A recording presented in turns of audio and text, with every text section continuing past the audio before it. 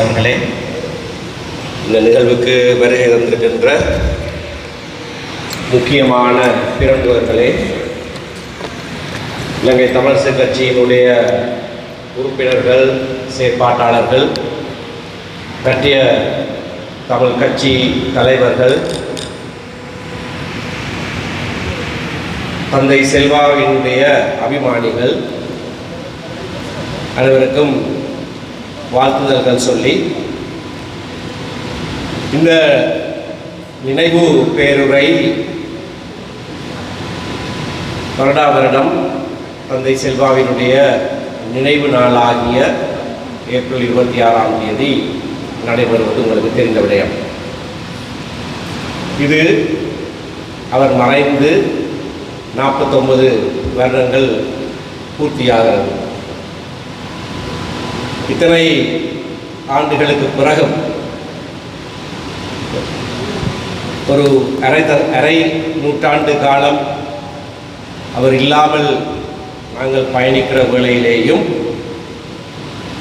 அவருடைய நினைவாக தொடர்ச்சியாக தமிழ் தேசத்தின் தந்தை என்று அவரை நாங்கள் நினைவு கூறுகிறோம். Even after almost half a century after his demise, we remember him. This is the 49th anniversary of his death. We remember him and we venerate him and we call him the father of Tamil nation for a significant reason. ஒரு முக்கிய காரணத்தினால்தான் நாங்கள் அவரை தமிழ் தேசத்தின் தந்தை என்று அழைக்கிறோம். இலங்கையிலே இருக்கிற தமிழ் மக்கள்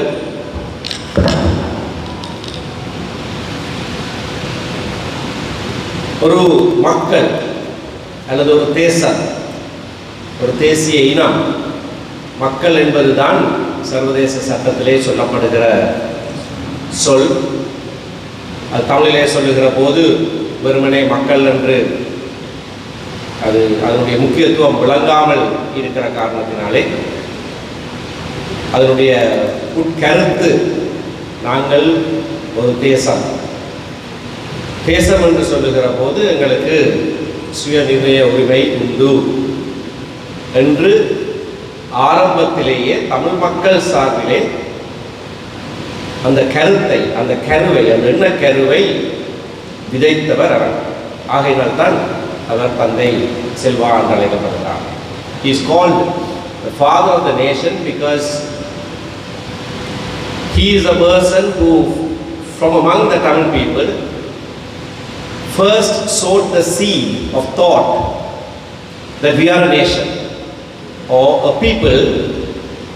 In international law it's called a people, yet in other translations, particularly in Tamil and other languages, the word people is not easily understood, or the significance of that word is not understood, and therefore its root meaning that it actually connotes a nation is the reason why we call him father of Tamil nation. And ever since he articulated that position and founded the Ilangai Tamilarasu Katchi Federal Party as it was known at that time, the basic position of the Tamil people to date remains that we are a people entitled to the right to self-determination.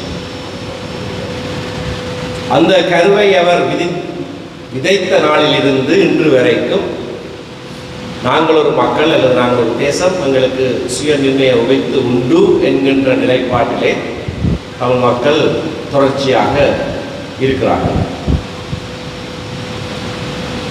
As to how that right is to be exercised, there have been different expressions, different demands at different times. அந்த உரித்தை என்ன விதமாக உபயோகிக்க வேண்டும் என்பது சம்பந்தமாக ஒவ்வொரு காலகட்டங்களிலே ஒவ்வொரு விதமான கருத்துக்கள் முன்வைக்கப்பட்டிருக்கிறது. Initially the call was for federalism. ஒரு சமஷ்டி கட்டமைப்பிலே தான் எங்களுடைய சுயநிர்ணய உரித்தை நாங்கள் உபயோகிக்கலாம் என்பது ஆரம்ப காலத்திலே சொல்லப்பட்ட விடயம். But in 1976 or in the mid-70s, after the first Republican Constitution was enacted on the 22nd of May 1972, it was articulated as external self-determination and a call for a separate state. ஆனால் ஆரம்ப காலத்திலே ஒரு சமஷ்டி கட்டமைப்பிலே இந்த உரித்தை நாங்கள் வெளிக்கொணரலாம் என்று சொல்லியிருந்த போதிலேயும் 70களிலே 76ஆம் ஆண்டிலே அது வெளியக சுயநிர்ணய உரிமையாக ஒரு தனி நாடாக இருக்க வேண்டும் என்று பிரகடனம் செய்யப்பட்டதற்கான காரணம், முதலாவது குடியரசு அரசியல் யாப்பு 1972ஆம் ஆண்டு மே மாதம் 22ஆம் தேதி அங்குரார்ப்பணம் செய்யப்பட்ட போது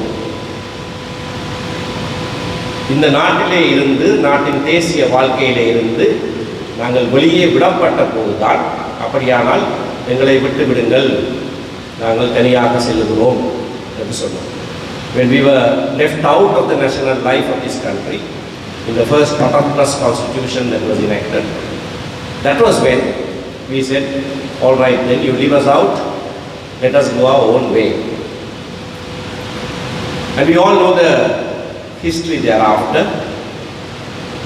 It was bloody, violent for close to 3 decades. And now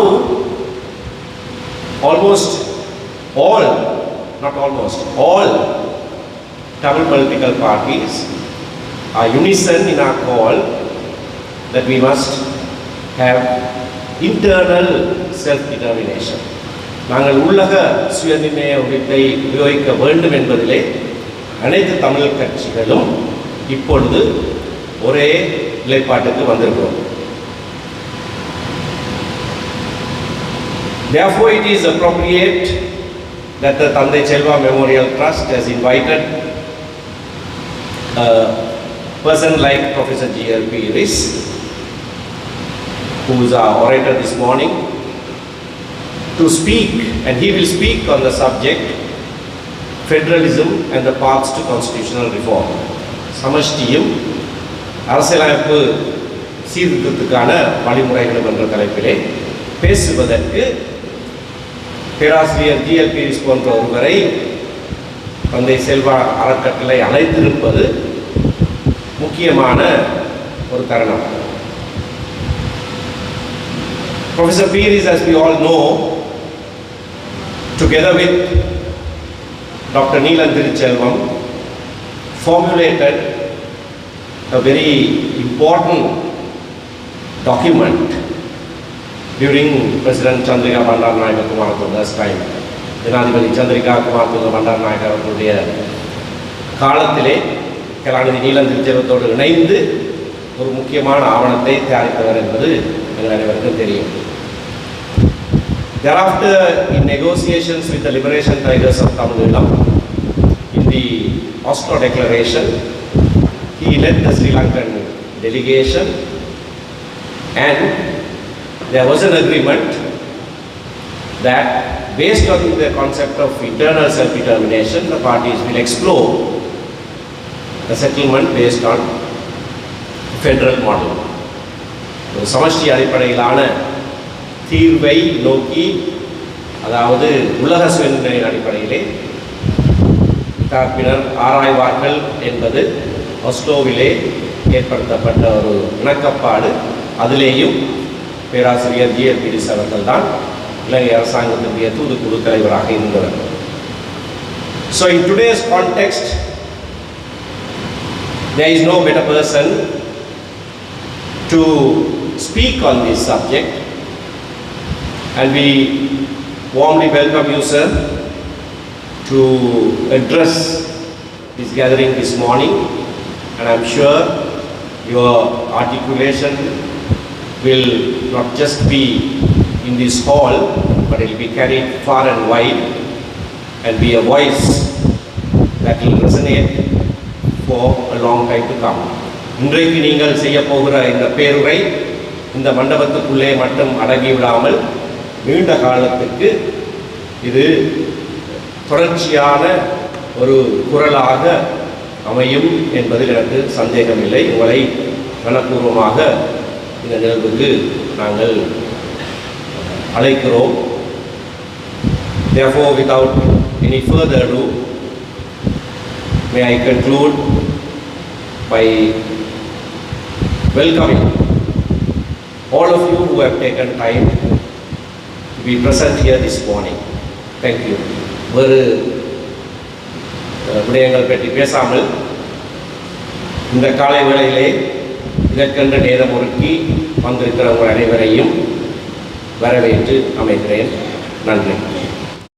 வணக்கம். Good morning.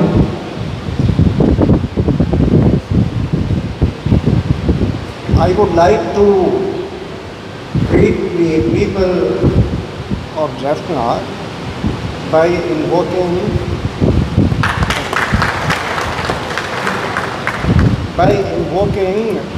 the timeless words of the celebrated Sangam poet Kaniyan Pungundra. Yadum ore Yavadum Keli. We are one people. I warmly thank the Emeritus Bishop Dr. S. Chelvanayakam, the trustees of the Chelvanayakam Memorial Trust, the members of the family of Mr. Chelvanayakam, distinguished invitees, Mr. Sumandiran, ladies and gentlemen. I am deeply conscious of the honor that you have bestowed on me to deliver this oration on the occasion of the 49th anniversary of the passing of Mr. Chelvanayakam, and I have been chosen as the subject of the oration S.J.B. Chelvanayakam, visionary and statesman, federalism and paths to constitutional reform. Had Mr. Chelvanayakam been with us today, he would no doubt be profoundly unhappy with the state of our country and the world. Samuel James Velupille Chelvanayakam was born on the 31st of March, 1898, in the town of Ipoh in Malaya.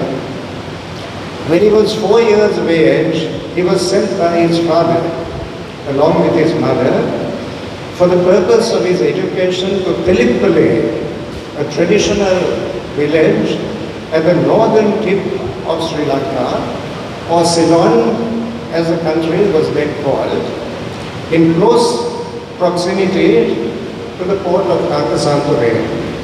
He attended 3 schools, Julian College in Tilippally, St. John's College, Jaffna, and St. Thomas's College, Naukalinga, where he was a contemporary of S.W.R.B. Bandaranaike, with whom he was later destined to sign the Bandaranaike-Chelvanayakam Act.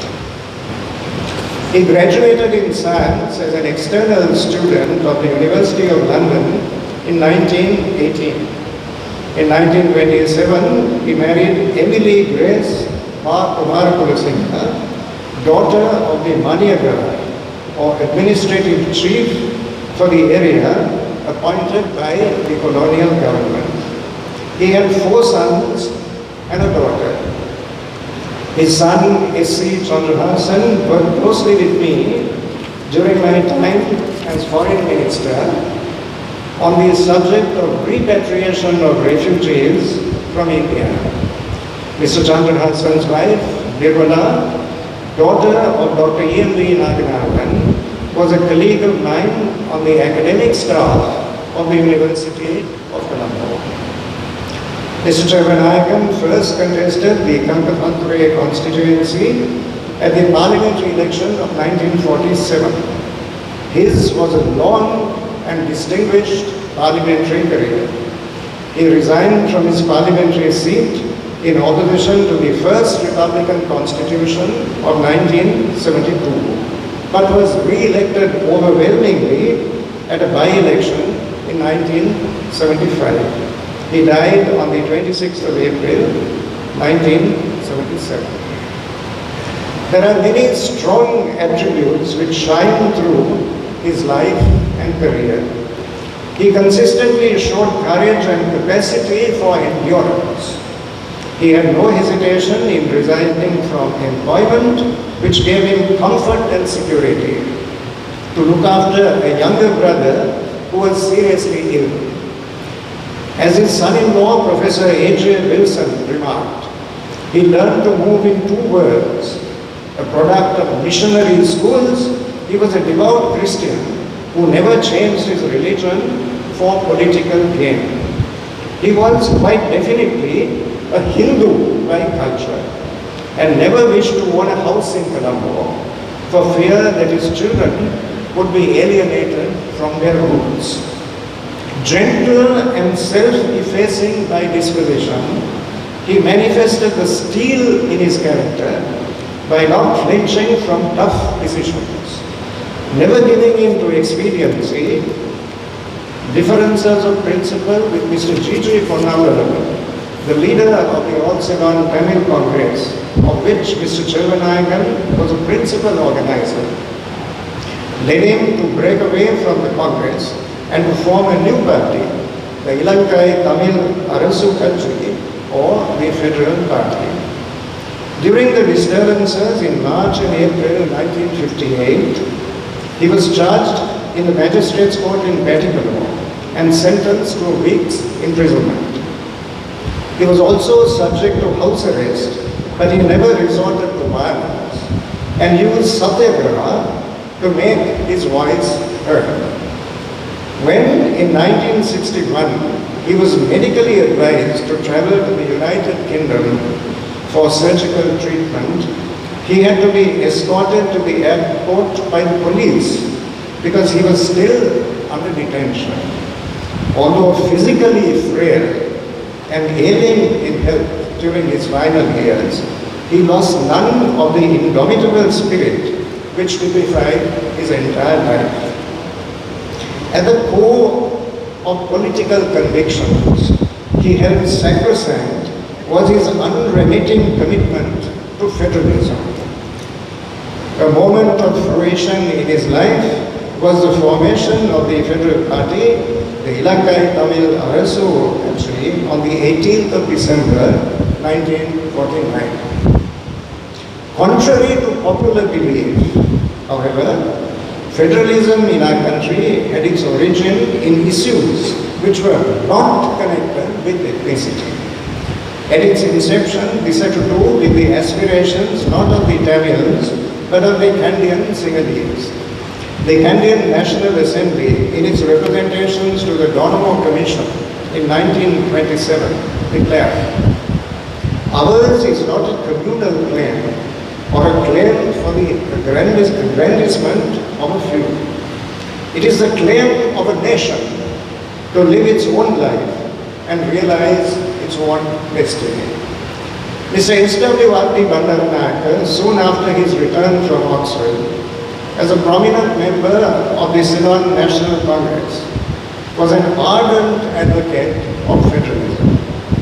He went so far as to characterize federalism as the only solution to our political problems. With Thomas Hobbes, in his famous work, The Leviathan, he conceived of liberty as political power broken into fragments.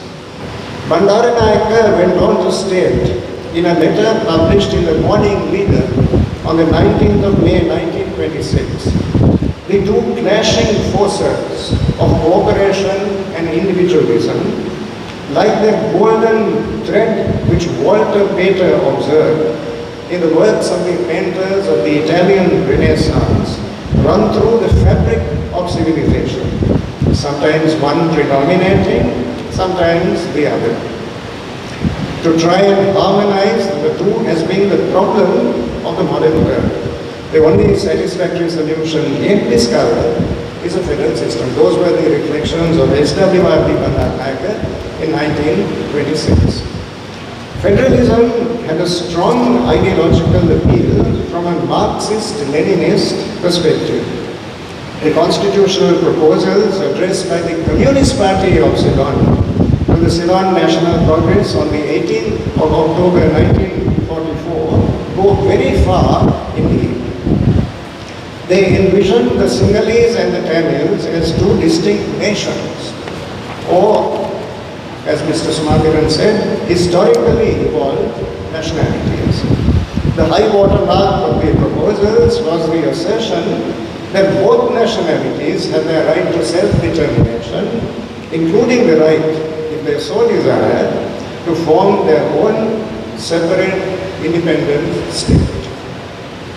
These proposals received further elaboration in a memorandum submitted to the Working Committee of the Ceylon National Congress by two leading members of the Communist Party, Mr. Peter Kahneman and Mr. A. Y.P. Lincoln. Their premise was set out prettily as follows. We regard a nation as a historical, as opposed to an ethnographical concept. It is a historically evolved, stable community of people living in a contiguous territory as their traditional homeland. The Salisbury Commission, which arrived in the country in December 1944, had no hesitation in recognizing that the relations of the minorities, the Ceylon Tamils, the Indian Tamils, Muslims, Burghers and Europeans, with the Sinhalese majority, present the most difficult of the many problems involved in the reform of the Constitution of Ceylon. They took fully into account the apprehension expressed by the All Ceylon Tamil Congress that the near approach of the complete transfer of power and authority from neutral British hands to the people of this country is causing in the minds of the Tamil people, in common with other minorities, much misgiving and fear. The Salisbury Commission, like the Ronamo Commission before it, was not friendly to the idea of federalism, principally because of their commitment to the unity of the body politic. Opting for a solution falling short of federalism, they adopted the approach that if the underlying fear related to encroachment on seminal rights by capricious legislative action, this anxiety could be convincingly assuaged by enshrining in the Constitution a nucleus of rights placed beyond the reach of the legislature. The essence of the solution which commended itself to the Salisbury Commission was a carefully crafted constitutional limitation on the legislative competence of Parliament, encapsulated in Article 29, Sub-Article 2 of the Independence Constitution. The gist of this was incorporation of the principle of non-discrimination against racial or religious communities by explicit acknowledgement of equal protection under the law. The assumption fortifying this expectation was the attribution of an imaginative role to the judiciary in respect of interpretation. It was lack of fulfillment in this regard that precipitated a setback which time, unfortunately, could not heal. Judicial attitudes, including those of the Judicial Committee and the Privy Council, which constituted at the time the highest tier of the judicial hierarchy, were timid and difficult. When the Citizenship Act of 1948, by means of a new definition, sought to deprive Tamils of Indian origin of the suffrage, the right to vote, no protection was forthcoming from the courts on the ground of impermissible discrimination. This refusal of intervention was premised on an implausibly narrow construction of the word community. In that, according to the court's reasoning, in the landmark case of Kodakan Pillai and Madanayaka, Indian Tamils were not identifiable as a community distinct from the larger community of the Tamils of Ceylon. It is hard to disguise the reality that this was at bottom a refusal to deal with these substantive issues candidly and frontally. The resulting vulnerability of minority rights with judicial evasion laid bare was a major contributory cause of the erosion of confidence on the part of minority groups. This mood of suspicion and despair arising from an ostensibly weak method of protection of human rights presaged ensuing developments.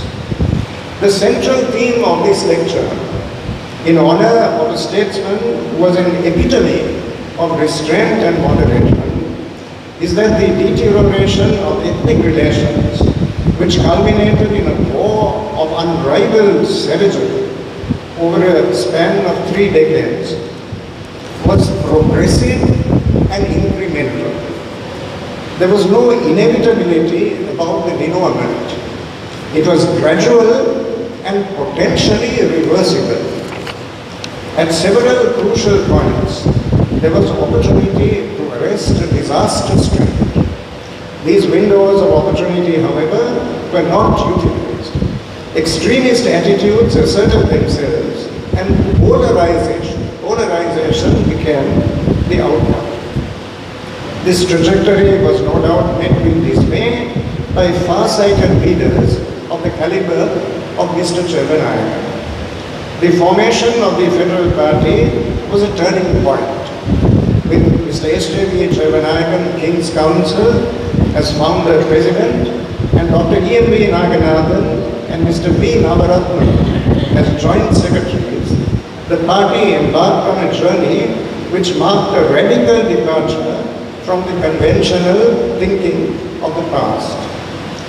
This was plain from the text of 7 resolutions adopted at the National Convention of the party held in Trincomalee in April 1951. The foundation of these resolutions was the call to establish a Tamil state within the Union of Ceylon and the uncompromising assertion that no other solution was feasible. The path was now becoming manifest. The demand up to now had been for substantial sharing within the unitary state. This was now giving way to a strident demand for the emergence of a federal structure destined to be expanded in the fullness of time to advocacy of secession. Although standing out boldly as a landmark in constitutional evolution, the Federal Party resolutions did not carry on their face the hallmark of finality or immutability. The call of the Tamil leadership for secession yet being some years away. The ensuing decades saw further attempts by different governments to resolve the vexed issues around power sharing. The first of these was the Bandaranaike-Chelvanayakam Pact, signed by the Prime Minister and the leader of the Federal Party on the 26th of July, 1957. There was an air of uneasy compromise surrounding the entire transaction. This This was evident from the structure of the pact, which, as one of its integral parts, contained a section not reduced to writing in any form, but consisting of a series of informal understandings. The essence of the pact was a proposed system of regional councils which were envisaged as an intermediary tier between the central government and local government institutions. This did break new ground. Not only did the pact confer on the people of the North and East a substantial measure of self-governance through these innovative councils, including in such inherently controversial areas as colonization, irrigation, and local management, but territorial units were conceived of as the recipients of devolved powers. Of particular significance, the regional councils were to be invested with some measure of financial autonomy. The blowback, however, was so intense as to compel the government to abrogate the pact. The next attempt, 8 years later, was the United National Party, which had vehemently opposed the Bandaranaike-Chelvanayakam Pact. This was the Dudley-Senanayake-Chelvanayakam Pact, signed between the leader of the United National Party, at the time leader of the opposition, and the leader of the Federal Party. It differed from the Bandaranaike-Chelvanayakam Pact both contextually and substantively. As to context, it was signed on the 24th of March 1965 on the eve of a parliamentary election to ensure for the United National Party the support of the Federal Party. A disheartening feature was the plainly evident element of duplicity. Once in government, the Prime Minister's party showed little interest in implementing the pact. Within 3 years, the Federal Party left the government and its representative in the cabinet, Mr. M. Tiruchelvan, Queen's Counsel, Minister of Local Government, relinquished his portfolio. Substantively, the linchpin of the pact was a system of district councils, but there was entrenched control of these bodies by the central government, even in regard to action within their scope of authority, within their byways. This was almost universally seen as a sleight of hand. Despite the collapse of these efforts, room for resilience and accommodation had by no means disappeared. It was still available. Nowhere is this better exemplified than in the events which led up to the drafting and adoption of the autochthonous constitution of 1972. This involved the historic task of severing the centuries-old bond with the British Crown and bringing into being the Republic of Sri Lanka. One of the basic resolutions which eventually found expression as Article 2 of the new Constitution characterized Sri Lanka as a unitary state. The Federal Party proposed an amendment that the word federal should be substituted for unitary. Mr. V. Dharmalingam, the spokesman for the party on this subject, in his address to the Constituent Assembly on the 16th of March 1971, showed flexibility by declaring that the powers of the federating units and their relationship to the center were negotiable. They were negotiable once the principle of federalism was accepted. Indivisibility of the Republic was emphatically articulated. There was no doubt about it. Self-determination in its external aspect being firmly ruled out. There was no reciprocity, however. Mr. Sarath Mukherjee, administering a sharp rebuke, declared federalism has become something of a dirty word in the southern parts of this country. The last opportunity to halt the inexorable march of events was spurned. The pushback came briskly and with singular ferocity. This was in the form of the Vadupadde resolution adopted by the Tamil United Liberation Front at its first national convention held on the 14th of May 1976. The historic significance of this document is that it set out for the first time in the most unambiguous terms the blueprint for an independent state for the Tamil nation, embracing the merged northern and eastern provinces. The second part of the resolution contained the nucleus of Tamil Eelam, its scope extending beyond the shores of the island. The state of Tamil Eelam was to be home not only to the people of the northern and eastern provinces, but to all Tamil-speaking people living in any part of Ceylon, and to Tamils of Eelam origin living in any part of the world who may opt for citizenship of Tamil Eelam. The most discouraging element of this sequence of events was the timid and evasive approach adopted by prominent actors at crucial moments. The District Development Councils Act of 1980 presented a unique opportunity. Disappointingly, however, the Presidential Commission presided over by Mr. Victor Tenapur, Queen's Counsel, a former Chief Justice and Attorney General, lacked the courage even to interpret the terms of reference as permitting allusion to the ethnic conflict. Despite the persevering efforts of Professor A.J. Wilson, son-in-law of Mr. Chelvanayakam, and a confidant of President Jayajavan, and Dr. Neelan Tiruchelvan, the majority of the members were inclined to adopt a narrow technical interpretation. The setting of the legislation was one in which Tamil formations, such as the Tamil United Liberation Front, were struggling to maintain their moderate postures in an increasingly polarized environment, with pressure from radical elements proving almost irresistible.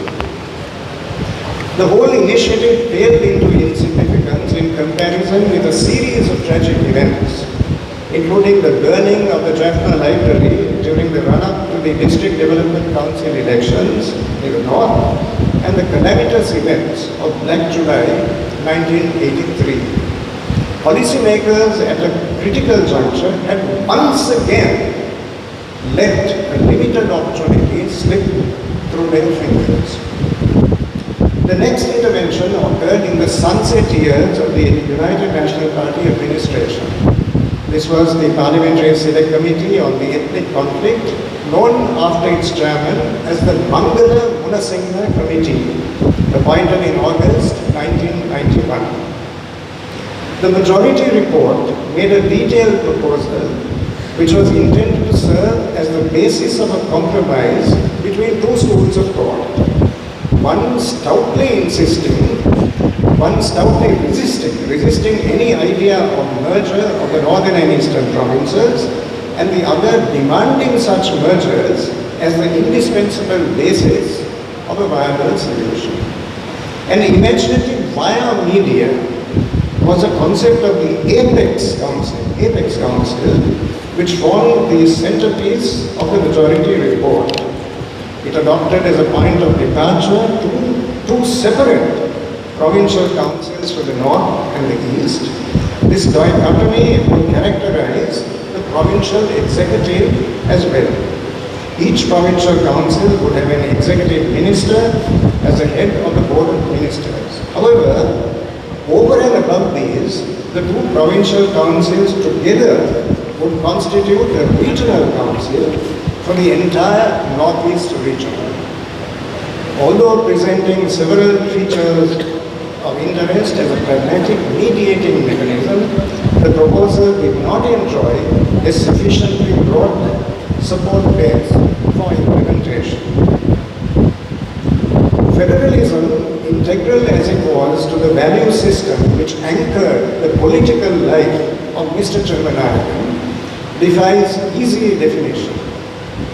Indeed, as the facilitators of the Sri Lanka peace process, when it was pursued at the international level, the Royal Norwegian government considered it central to their function to inculcate in the LTTE an understanding of the nuances of federal systems of government in practice in order to overcome inherent inhibitions. To this end, they arranged extensive travels for the Political Affairs Committee of the LTTE in Nordic countries. Subsequent to his defection with almost the entirety of the cadres in the Eastern Province, arguably the greatest blow sustained by the LTTE in its entire history, Karuna was to declare that it was this exposure which opened his eyes to a world outside the jungles of the Vanda. Federalism as a concept represents a spectrum rather than a split. This is brought out clearly in three sets of constitutional proposals by the Chandrika Kumaratunga administration during the period 1995 to 1997. They oscillated from one end of the spectrum to the other in establishing the line of demarcation between the functions of the central government and the periphery in a coherent constitutional scheme. I would like at this point to pay tribute to the legacy of a valued friend and colleague, Dr. Neelan Tiruchelvan, who co-authored with me as Minister for Constitutional Affairs, Ethnic Affairs and National Integration, with the support of many others, including Dr. Jayampati Vikramaratne, President's Council, the proposals of 1995, 1996 and 1997. Neelan, who had been a fellow undergraduate in the University of Sri Lanka, had proceeded to Harvard University while I was the recipient of the Rhodes Scholarship at Oxford. The further coincidence was the entry of both of us together into the Parliament of Sri Lanka in August 1994. He was brutally assassinated because he stood in the way of the LTT's claim to exclusivity of representation of the interests and aspirations of the Tamil people. The future might well have been different had he lived. The constitution proposals of 1995 embodied strong features of federalism and indeed went well beyond. Regional councils forming the gist of the proposals were vested with executive, legislative and judicial competence in the subjects assigned to them. In all key areas, these powers were to be protected against encroachment by the centre. With regard to finance, regional councils were to have powers of taxation, including international borrowings and the power to promote foreign investment, international grants and development assistance. In the crucial area of law and order and policing, provision was to be made for a regional police force headed by a regional police commissioner appointed by the chief minister. Land was clearly identified as a devolved subject, and state land within a region was to be vested in the regional council with limited reservations in respect of requirements by the central government. This document represents the strongest movement towards a federal structure in the entire evolutionary process in Sri Lanka. The proposals of 1995 were modified by a more detailed draft in 1996, which represented a regressive development. The basic weakness consisted of conferment of awesome powers on the presidency, fundamentally altering the balance of power between the centre and the regions, and making the latter vulnerable to capricious exercise of discretion, which would strike at the very root of regional authority. The mere ipse dixit of the president was to prevail in a situation where the entire sweep of the region's powers, entrenched by constitutional provisions, was sought to be negated by executive action at the centre, no recourse being available to the region for access to the courts. This was hardly likely to inspire confidence. A corrective trend then set in, resulting in a further set of proposals published in 1997. The solution chosen this time was conferment on the regions of the power to veto proposed constitutional amendments to the content of the chapter on devolution of power to the regions and the two schedules to the draft constitution which dealt with the scope of the regions' powers and the division of powers between the centre and the regions. The drastic curtailment of parliamentary powers, this was movement from one extreme to the other. Invitation to arbitrary action was shifted from centre to periphery. It is scarcely surprising that these proposals were seen to contain within them the seeds of their own destruction. The most elaborate and thorough response to the widely acknowledged imperative of constitutional reform was contained in the Constitution Bill, which as Minister for Constitutional Affairs, I presented on behalf of President Kumarapalka to Parliament on the 3rd of August in the year 2000. While the nomenclature of federalism was not specifically invoked, its essence was captured in the provision that the Republic of Sri Lanka shall consist of the institutions of the centre and the regions. The legislative power of the people was to be exercised by Parliament and by regional councils, while the executive power of the people was to be exercised not only by the President, but also by governors acting on the advice of the respective chief ministers and regional boards of ministers. Governors of regions were to be appointed by the President in consultation with the Prime Minister and with the concurrence of the chief minister of the region. Exclusivity of legislative power in respect of devolved subjects was explicitly conferred on the regions. No element of equivocation characterized treatment of the controversial subjects of land and police powers. With regard to the former, the applicable provision was that every region shall succeed to all state land within the region and be at the disposal of the regional administration of that region for the purposes set out in the regional list. As for the latter, there was to be a regional police service for each region, headed by a regional police commissioner who shall be appointed by the regional police commission with the concurrence of the board of ministers of the region.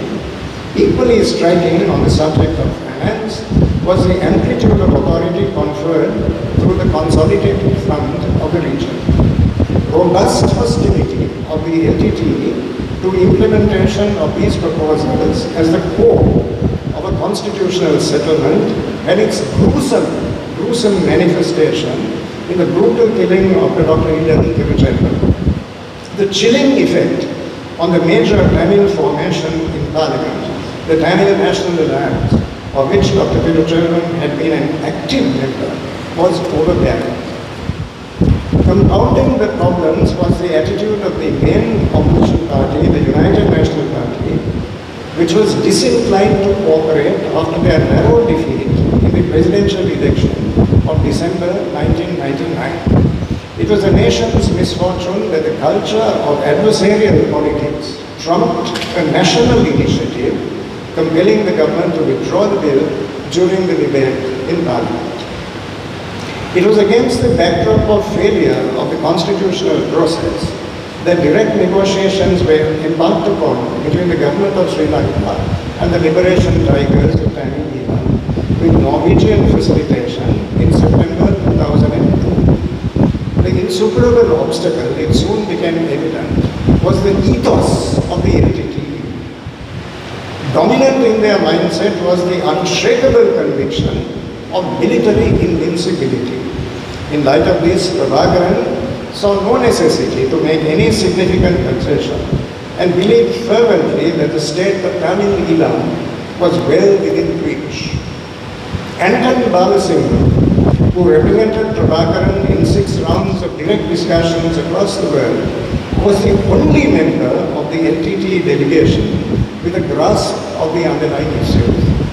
As my relationship with him grew less formal, I decided to put to him a candid question outside the conference room. I told him that I saw events moving relentlessly, much in the manner of a great tragedy, from the LTT's point of view, towards the climax. There was nevertheless a narrow window of opportunity, and I asked him why they were intractably resolved to make more use of it. Anton Balasinghem's response remains indelibly etched in my mind. He told me that he had nothing to reproach himself with. He had done his best to present the reality of the situation to his leader, but the latter, intransigent in his convictions, resisted reason to the point where Balasingham was convinced that future attempts at persuasion involved peril to his own life. Eric Solheim, who had a conversation with Balasingham a few days before his death in London, told me that Balasingham died dispirited and disillusioned.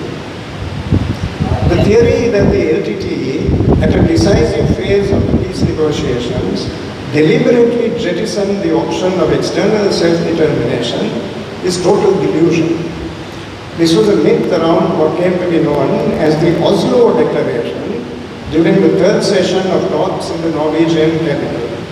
At the end of this session, the official communique by the facilitators declared the parties agreed to explore a solution founded on the principles of internal self-determination in areas of historical habitation of the Tamil-speaking peoples based on a federal structure within a united Sri Lanka.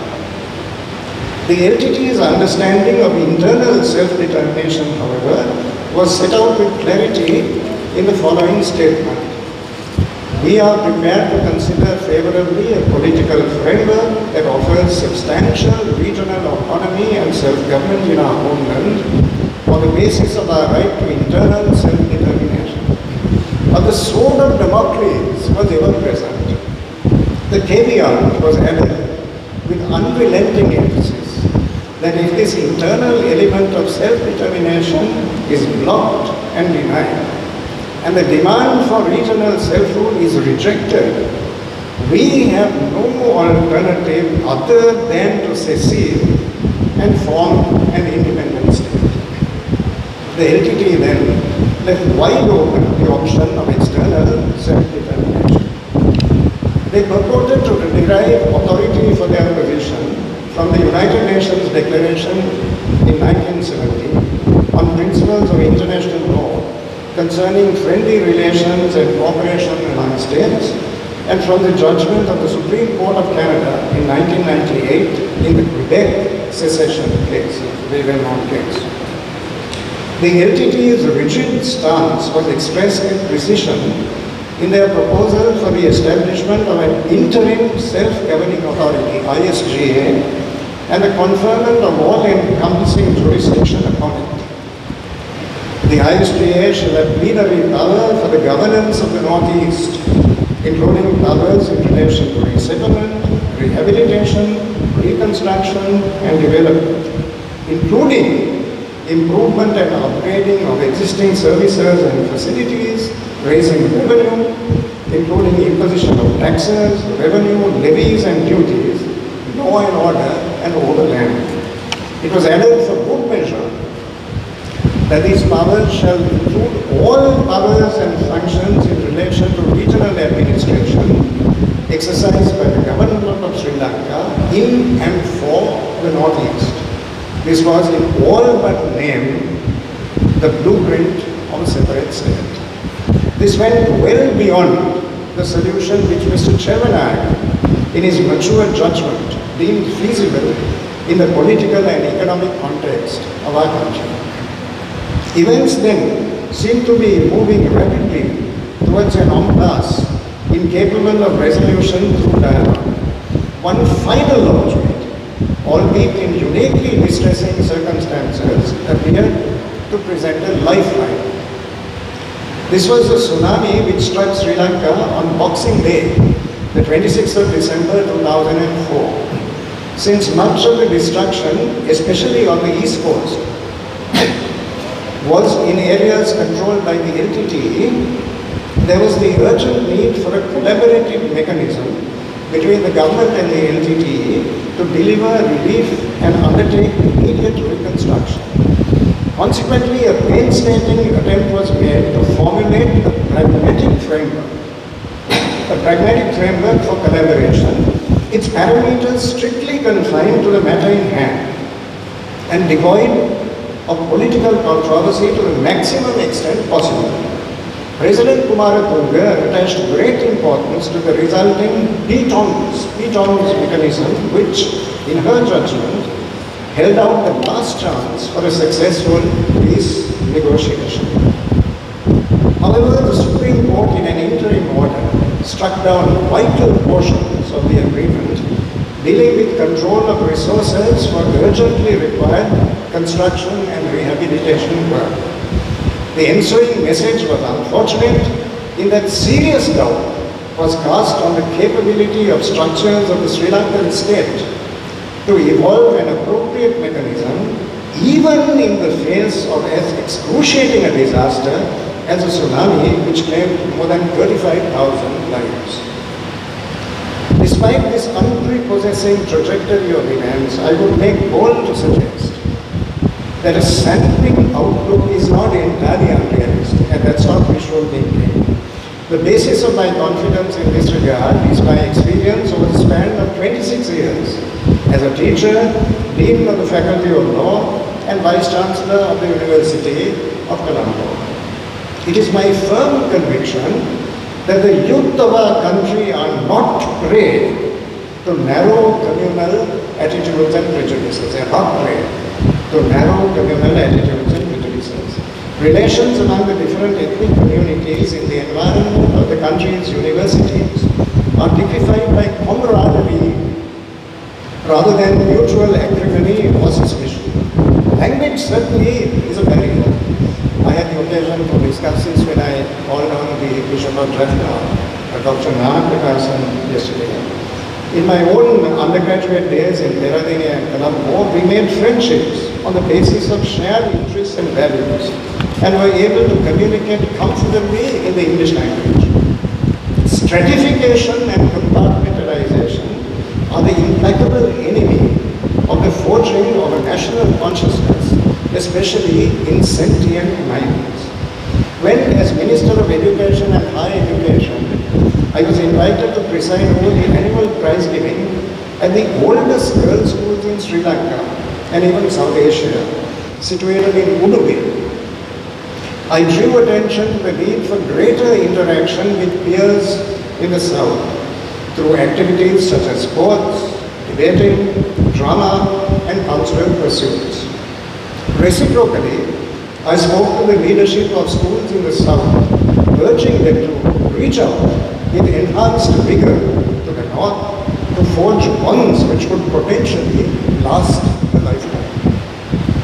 These are the values which inform the bedrock of the life and career of SJV Chelvanayakam. The tempests of politics, in substance if not in style, were just as intense then as they are now.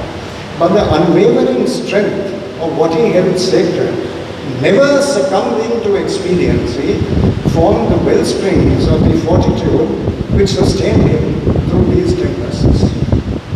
He made his tryst with destiny in a fulfilling and inspiring career of dedicated service, which stands up today as a beacon of light, all the more redeeming amidst the cynicism and apathy so sadly evident around us. So, ladies and gentlemen, my Lord the Bishop, it is my privilege this morning to honor a colossus whose influence survives beyond.